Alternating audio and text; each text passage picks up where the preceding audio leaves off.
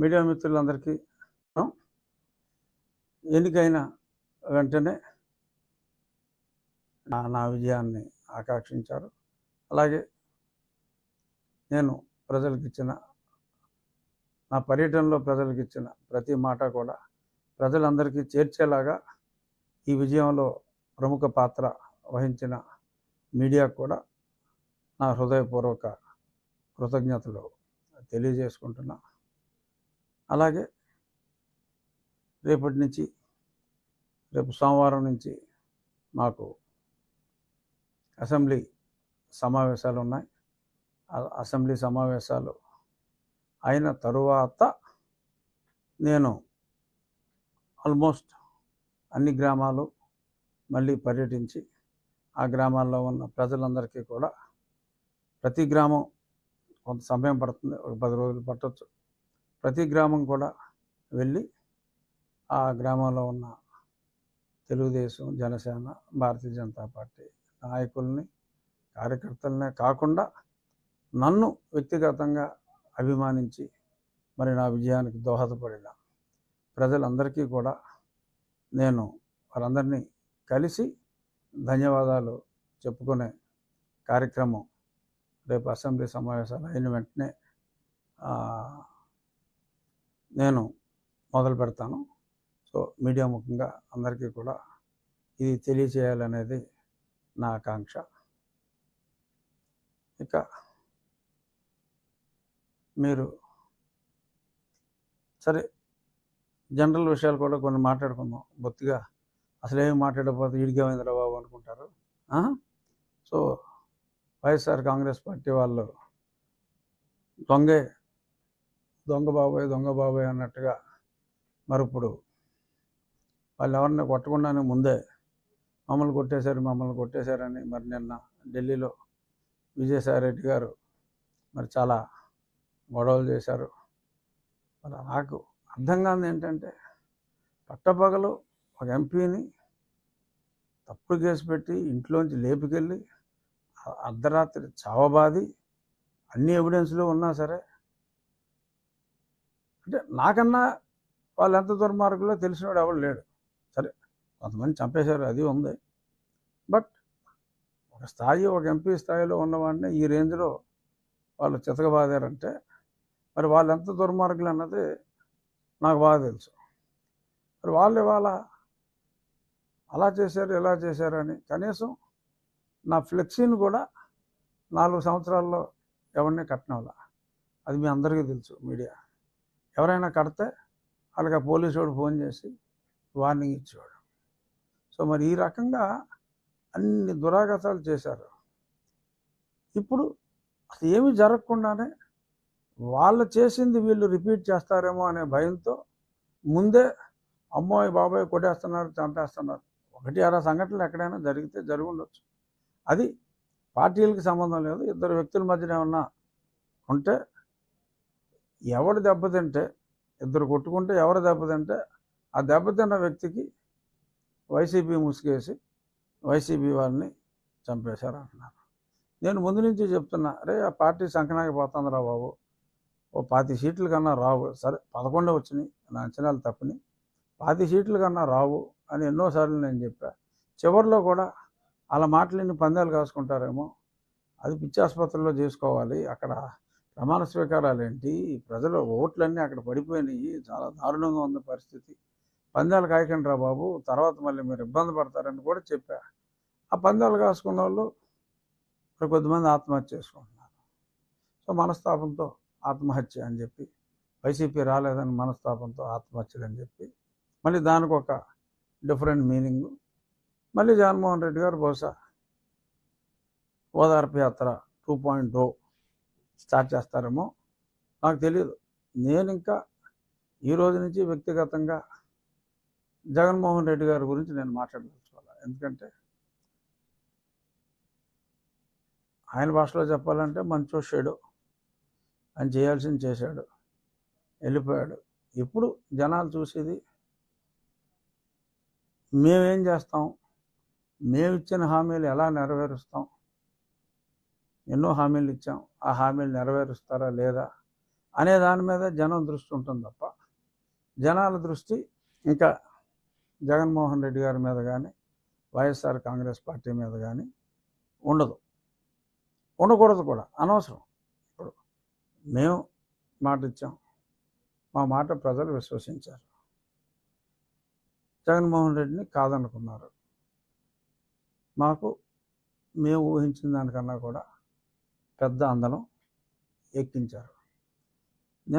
మొన్న మా ఎమ్మెల్యేల మీటింగ్లో కూడా చంద్రబాబు నాయుడు గారు అదే స్పష్టంగా చెప్పారు. మనకి ప్రజలు అధికారం ఇవ్వలేదు, మనకి ప్రజలు ఒక బాధ్యత అప్పచెప్పారు, ఆ బాధ్యతని సక్రమంగా నిర్వహించాలి, దాడులు ఇటువంటివి మనం చేయకూడదు, చట్ట ప్రకారం తప్పు చేసిన వాళ్ళని శిక్షించాలి. సో దీనికి ఒకరోజు ముందుగానే నేను చట్ట ప్రకారం ఒక పోలీస్ కంప్లైంట్ కూడా ఇవ్వడం జరిగింది. బహుశా నేడో రేపో, మరి నిన్నటి వరకు పోలీస్ అంతా కూడా ప్రమాణ స్వీకార ఏర్పాట్లో ఉంది కాబట్టి బహుశా 1-2 రోజుల్లో మరి అది ఎఫ్ఐఆర్ కూడా నా కస్టోడియల్ టార్చర్ మీద. ఎందుకంటే ఇన్ని తన్నులు తిని మిలిటరీ హాస్పిటల్ రిపోర్ట్లు ఇంత క్లియర్గా ఉండి కస్టోడియల్ టార్చర్ జరిగింది అన్న నాకే నేను న్యాయం చేసుకోలేకపోతే ఇంకా కామన్ మ్యాన్కి ఇంకా న్యాయం జరుగుతుంది అన్న దాని మీద నమ్మకం పోయి ప్రమాదం ఉంటుంది. కాబట్టి నేను నా నిర్ణయం నేను తీసుకుని, చాలామంది అనుకుంటున్నారు దీని వెనక ఇంకెవరో ఉన్నారు, పార్టీ పెద్దలు ఉన్నారని. నేను ఎవరితోటి మాట్లాడాల. Law should take its own course of action అనే ఉద్దేశంలో నేను ఆ కంప్లైంట్ని ఇవ్వటం జరిగింది. డెఫినెట్గా ఇక్కడ న్యాయం జరిగితే ప్రజలకు కూడా వాళ్ళకి జరిగిన అన్యాయాల మీద చట్ట ప్రకారం న్యాయం జరుగుతుంది అనే ఒక నమ్మకం వస్తుంది అనేది నా విశ్వాసం. చూద్దాం మరి నా విశ్వాసం ఏమవుతుంది అనేది తెలుస్తుంది. సో ఇప్పుడు ఈ ప్రభుత్వం మీద, మా ప్రభుత్వాన్ని కూడా అనొచ్చు, నేను మంత్రివర్గంలో లేనంత మాత్రాన మా ప్రభుత్వం అంటంలో తప్పేం లేదు. మా ప్రభుత్వం మీద ఇప్పుడు ప్రజలు ఎంతో విశ్వాసం, అతి విశ్వాసం అని కూడా చెప్పచ్చు, అంత విశ్వాసం ఉంది. కాబట్టి ముఖ్యమంత్రి గారు చెప్పినట్టు అత్యంత బాధ్యతాయుతంగా ఉండాలి. డెఫినెట్గా ఉండకపోతే ఇక్కడ ఏ నాయకుడిది కాదు గొప్ప, ప్రజలే గొప్ప అని ప్రూవ్ చేశారు. అప్పుడు అతనికి 151 ఇచ్చారు, ఇప్పుడు ఇక్కడ 164 ఇచ్చారు. ఇచ్చింది ఎవరు? ప్రజలు. అప్పుడు తెలుగుదేశానికి 40 వచ్చింది, ఇప్పుడు ఇతనికే 40 వచ్చింది. సో ఆ 20% అన్నది that will make all the difference. ఆ 20% అన్నది 57% వచ్చింది. 40 పెద్ద పార్టీలకి నార్మల్గా స్టాండర్డ్గా ఉంటారు. ఆ 20 అన్నది ఇంపార్టెంట్. వాళ్ళే టిల్ట్ చేసేది, న్యూట్రల్ ఓటర్లో ఎటువంటి పార్టీ అఫిలియేషన్ లేకుండా నిజంగా ప్రజా సంక్షేమం కోసం మంచి జరుగుతుంది అనుకుంటే వేసేవాళ్ళు వాళ్ళే. సో వాళ్ళ మనసు నొచ్చుకోకుండా మా ప్రభుత్వం ముందుకెళ్తుంది. అందులో ఎటువంటి అపనమ్మకం ఎవరో పెట్టుకోవాల్సిన పని లేదు. అందరూ ఒళ్ళు దగ్గర పెట్టుకుని పనిచేయాలని చెప్పి ముఖ్యమంత్రి గారు చెప్పారు. సో ఆ రకంగానే తెలుగుదేశం పార్టీ వాళ్ళైనా ఎవరైనా ప్రజాస్వామ్యంలో ఎవరైనా ఒళ్ళు దగ్గర పెట్టుకోకపోతే ఏమవుతుంది రిజల్ట్ అన్నదే ప్రత్యక్షంగా మళ్ళీ నిన్నగా మనం చూసాం. కాబట్టి దాని ప్రకారం ఉంటుందని నేను అనుకుంటున్నా. చూద్దాం. ఇంకా మీ ప్రశ్నలు ఏమన్నా ఉంటే. అన్ని సామాజిక వర్గాలకి చంద్రబాబు నాయుడు గారు సమతూకంతో చేశారు. క్షత్రియ సామాజిక వర్గానికి ఉన్న కూటమిలో సభ్యులకి ఏ విధమైన స్థానాన్ని కానీ భర్తీ కానీ దీని మీద మీ ఒపీనియన్ ఏముంటుంది, ఇంకా ఇస్తారేమో, ఎవరని ఎందుకు అనుకోవాలి. ఎందుకంటే మరి డెఫినెట్గా అన్ని సామాజిక వర్గాలు కూడా ఓట్లు వేయకపోతే ఇంత పెద్ద విజయం రాదు. సో ఆ ఓట్లు అంత పెద్ద విజయం అందటంలో క్షత్రియుల పాత్ర డెఫినెట్గా చాలా ఎక్కువగా ఉంది. నాకు చెప్పాలి అంటే కనీసం క్షత్రియులు సంఖ్యాబలంగా ఓకే కాస్త ఒక 1% అయినప్పటికీ చాలామందిని, ఎందుకంటే సమాజంలో అందరికీ తల్లో నాలుగులో ఉంటారు కాబట్టి చాలామందిని ఇన్ఫ్లుయెన్స్ చేసే కెపాసిటీ ప్రజల్లో గౌరవం ఉన్న, అంటే వేరే కమ్యూనిటీలు గౌరవం లేదని నేను అంటున్నా, ప్రజల్లో వన్ ఆఫ్ ది గౌరవం ఉన్న కమ్యూనిటీస్లో క్షత్రియ కమ్యూనిటీ కూడా ఉంది కాబట్టి ఆశించటం సహజం. ఇంకా టైం ఉంది కాబట్టి ఎవరో ఒక క్షత్రియుడికి, నాకని నేను అంటలా, ఎవరో ఒకరికి ఏదో ఒక పదవి ఇస్తారేమో అని నేనైతే అనుకుంటున్నా. అందరికీ ఒకేసారి ఇవ్వలేకపోవచ్చు. కాన్స్టిట్యూన్సీలో సార్ మీరు ఎమ్మెల్యే క్యాంపెయిన్ ఉండగానే మీరు నియోజకవర్గంలో ఒక గ్రామాన్ని మోడల్గా తీసుకుని ముందుకి వెళ్ళే ఉద్దేశంతో వచ్చేస్తారు. ఇది ఆ గ్రామం ఏంటి, ఆ గ్రామంలో ఏది చేపడదాం అంటే కాదు, నేను ఇన్స్పిరేషన్గా తీసుకున్నది ప్రాతల మరక. ఆ గ్రామంలో మరి శివవర్మ గారు ఆ గ్రామాన్ని అభివృద్ధి చేసిన తీరు చూస్తే అసలు నాకు చెప్పాలంటే మెంటలు వచ్చింది. ఇంత అందమైన ఊరు, అంటే ఒక పల్లెటూరు ఎంత అందంగా ఉండాలో ఊహించుకుంటే కూడా అంత అందంగా ఉండదు. ఆ మంచినీటి చెరువే ఒక స్విమ్మింగ్ పూల్లో ఉంది, అంత నీట్గా ఉంది. అదంతా ఆ ఒక్క వ్యక్తి వల్ల సాధ్యమైంది. సో ప్రతి గ్రామంలోనూ ఆయన ఇన్స్పిరేషన్తో ఒక 5గురు శివవర్మల్లాగా ఉంటే ఉన్ని నియోజకవర్గం మొత్తం కూడా అద్భుతంగా తయారవుతుంది. కానీ అదంతా ఈజీ కాదు, అది ఆయన సొంత డబ్బులతో ఆయన చేశారు. కానీ ప్రతి గ్రామాల్లోనూ డబ్బులు ఉన్న వాళ్ళు ఉన్నారు, కానీ కాన్సెప్ట్ కానీ హృదయం ఉన్న వాళ్ళు కానీ తక్కువగా ఉన్నారు. బట్ వాళ్ళని మోటివేట్ చేసి ప్రతి గ్రామం కూడా ఆ శివవర్మ గారి ప్రాతలమ్మ గ్రామంలాగా అభివృద్ధి చేయాలి. ముందు క్లీన్గా ఉండాలి. ఈ ఇంటోటి చెత్త తీసి పక్కింట్లో వేసేస్తున్నాడు, ఆ ఇల్లు బాగోవాలి, ఆ కాన్సెప్ట్ పోలా ఇంకా. బట్ ఆ ఊర్లో అది లేదు. సో ఆ కాన్సెప్ట్తో గ్రామాలన్నీ కూడా అభివృద్ధి జరగాలి. బహుశా మరి గ్రామీణాభివృద్ధి శాఖ పవన్ కళ్యాణ్ గారికి పంచాయతీరాజ్ అని పేపర్లో రూమర్స్, డెఫినెట్గా పవన్ కళ్యాణ్ గారిని నేను రేపు అసెంబ్లీ సమావేశాల్లోనే ఆహ్వానిస్తా. మీరు ఈ ఊరు వచ్చి చూడండి, ఆంధ్రప్రదేశ్లోని ప్రతి గ్రామాన్ని ఈ ఊరు ఇన్స్పిరేషన్గా తీసుకుంటే కొంతలో కొంతైనా మనం చేయగలం అని వారిని నేను అడుగుతాను. వారిని కూడా తీసుకొచ్చి ఆ ఊరు చూపెట్టి ఒక రోల్ మోడల్ లాగా చేయాలి అనేది నా కోరికలు అయితే ఉన్నాయి, ఓపిక ఉంది, డెఫినెట్గా చేయగలమని అనుకుంటున్నాను. ఇక మెయిన్ నేను చెప్పింది మంచినీటి సమస్య, డ్రైనేజ్ సమస్య. మంచినీటి సమస్యకి శాశ్వత పరిష్కారం టాప్ ప్రయారిటీలో. లక్కీగా నాకు ఇప్పుడు కేంద్రంలో కూడా జలశక్తి మినిస్టర్ సిఆర్ పాటిల్ గారని నాకు అత్యంత సన్నిహితులు. గుజరాత్లో 4వసారి ఆయన ఎప్పుడు 6.5 లక్షలు తక్కువ మెజార్టీతో నెగల. ఈసారి 7,76,000 మెజార్టీ ఆయనకు వచ్చింది. ఆయనకు కేటాయించడం జరిగింది. నాకు వ్యక్తిగతంగా కూడా చాలా సన్నిహితులు. సో ఈ గవర్నమెంట్లో మరి అది కూడా బహుశా పవన్ కళ్యాణ్ గారి గ్రామీణాభివృద్ధి అంటే రూరల్ డెవలప్మెంట్ ఆయన దగ్గర ఉండొచ్చు కాబట్టి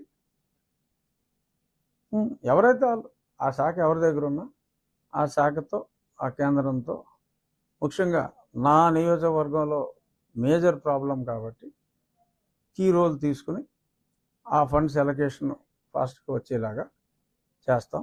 ఈలోపు ఆ పరిమళ నుంచి ఆ ఉన్న లైన్కి ఆ మరమ్మతులన్నీ చేసి దానివల్ల ఒక 45-46 గ్రామాలకి, ఈ 70లో 45-46 గ్రామాలకి టెంపరీగా ఒక మంచి పరిష్కారం వచ్చే అవకాశం ఉంది. ఆల్రెడీ ఇంజనీర్స్తో అది నేను మాట్లాడాను, కలెక్టర్ గారికి కూడా చెప్పాను. రేపు మా అసెంబ్లీ సమావేశాలు అయ్యాక కలెక్టర్ గారితో మీటింగ్ పెట్టుకుని ఆ పని కూడా ప్రారంభించి తాత్కాలిక ఉపశమనం, దానికి పెట్టిన ఖర్చు రేపు ఆ పర్మనెంట్ దాంట్లో కూడా ఇంటిగ్రేట్ అయ్యేలాగా, వేస్ట్ అవ్వకుండా ఉండేలాగా చేస్తాను. అలాగే ఈ గుర్రపు డెక్క ఈ నివారణకి ఒక డ్రైన్ గురించి మన కలెక్టర్ గారితో మాట్లాడటం జరిగింది. నేను కూడా ఒక ఆలోచన ఏంటంటే ఒక 2-3 బుల్డోజర్లు పర్మనెంట్గా ఇక్కడ ఇచ్చి, ఇప్పుడు కాంట్రాక్టర్లు అంటే దోపిడీ అయిపోతుంది.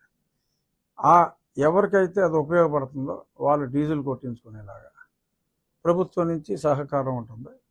నేను వెహికల్స్ తెలిసిన వాళ్ళ కంపెనీలో, మా కంపెనీలో ఎక్కడో దగ్గర నుంచి తీసుకొచ్చి ఉంచి ఊర్లో ప్రయారిటీలో ఆ గుర్రపు డెక్కలు తీసేయటం, ఆ డ్రైనేజ్, ఆ పూడికలు తీసేయటం, కేవలం ప్రభుత్వం మీదే ఆధారపడకుండా ప్రభుత్వ సహకారం తీసుకుంటూ వ్యక్తిగతంగా మా సహకారం, ఆ రైతుల సహకారంతో ఇవన్నీ కూడా క్లీనప్ చేసుకోవాలి. కేవలం ప్రభుత్వం మీదే ఆధారపడకూడదు. ప్రజలు కూడా బెనిఫిషియరీ ప్రజలు అంటే బీదవాళ్ళు ఉంటే బెనిఫిషియరీ అతనేం చేయక్కర్లా. డబ్బున్నోడు అతనికి కూడా బెనిఫిట్ ఉంటుంది. ఏదో ప్రజలకు నలుగురికి ఉపయోగపడి చేసిన సాటిస్ఫాక్షన్ ఉంటుంది. సో వాళ్ళకు కూడా గుర్తింపు ఉండేలాగా వాళ్ళని సత్కారాలు చేసి ఆ ఊర్లో గౌరవించటం, ఇందులో యాక్టివ్ పార్ట్ తీసుకున్న వాళ్ళని. సో ప్రభుత్వం, పబ్లిక్, ప్రైవేట్ అండ్ డోనర్స్ పార్టిసిపేషన్తో ఈ డ్రైనేజ్ వ్యవస్థని, ఈ పూడికలు తీసేయటం, ఇవన్నీ ఒక ప్రయారిటీలో చేసేలాగా నేను ఏదైతే మాట ఇచ్చానో ఆ ఇచ్చిన మాటకి కట్టుబడి ఒక ప్రణాళికకి ఫౌండేషన్ వేయటం అయితే జరిగింది. రాబోయే నెల రోజుల్లో డెఫినెట్గా దాని మీద ఒక షేపు తీసుకొచ్చి మనం కూడా ఈ డెవలప్మెంట్ మీద ప్రోగ్రెస్ రిపోర్ట్ లాగా నేను మా వాళ్ళతోటి రెగ్యులర్ మీటింగ్లే కాకుండా మీడియాతో కూడా ప్రతి 15 రోజులకి ఒక ఇంటరాక్షన్ లాగా పెట్టుకుని మీరు కూడా అడగవచ్చు, ఫలానాది ప్రోగ్రెస్ ఎంతవరకు వచ్చింది. ఎందుకంటే ప్రజలకి నాయకులకి మధ్యన నాయకులందరూ వచ్చి మమ్మల్ని కలవలేరు. వారధి లాంటి వాళ్ళు మీ మీడియా కాబట్టి డెఫినెట్గా we are also answerable to media for better communication to the public. So కాబట్టి మీ ద్వారా ప్రజలందరికీ ఎప్పుడెప్పుడు ఏమేమి చేయబోతున్నాం, ఎక్కడెక్కడ ఆ బుల్డోజర్లు ఉంటాయి, వాళ్ళు ఎలా ఉపయోగించుకోవాలి అన్నది ఒక స్కీమ్ వేసిన తర్వాత through media it will reach people. So ఎలా జరగాలి అనే దాని మీద ఆలోచనలు అయితే ఉన్నాయి, ఓపిక ఉంది. తప్పకుండా ఉన్ని నియోజకవర్గాన్ని ఒక మోడల్ నియోజకవర్గంగా చేయగలను అన్న నమ్మకం నాకుంది. సో దానికి నా ఉండిని నేను డెవలప్ చేసుకోవాలంటే దానికి పెద్ద పదాలు అవసరం లేదు. మంత్రులందరూ నాకు తెలిసిన వాళ్ళే, ఇబ్బంది ఏమీ లేదు, బ్రహ్మాండంగా జరుగుతుంది.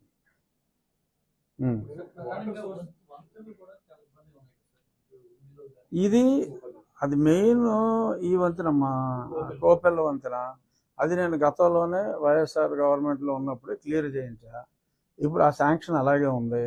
ఆ కాంట్రాక్టర్లు అప్పుడు ఎవరో రాలేదు. ఇప్పుడు ఆ కాంట్రాక్టర్లని మళ్ళీ అది రీటెండర్ పిలిచి, సో అవసరమైతే ఇనీషియల్ ఫండింగ్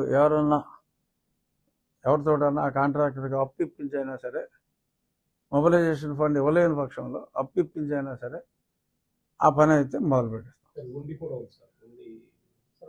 అది రైల్వే, అది మెయిన్ రైల్వే.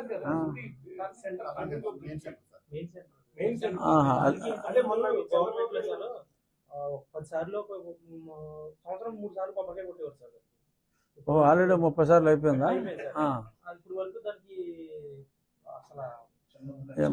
చిన్న మార్చారండి. 216 నుంచి 165 వచ్చింది సార్. అంతేకాని ఆ వంతున ఒకటే మట్టికి చాలా ఇబ్బందికరంగా ఏమో అది నేను ప్రత్యక్షంగా ఒకసారి చూసి నాకు ఐడియా లేదు. ఆ టర్నింగ్ దగ్గర ఓకే ఓకే. ఓ చిన్నది అయిపోయింది. ఓకే చూద్దాం. తర్వాత సార్ ఇప్పుడు వాటర్ కు సంబంధించి అంటే మీరు చెప్పినంత ప్రాసెస్ జరుగుతుంది. మెయిన్ వాటర్ సంబంధించి ఈవెన్ పెన్నాడు ఉందండి అక్కడ ఇవాళ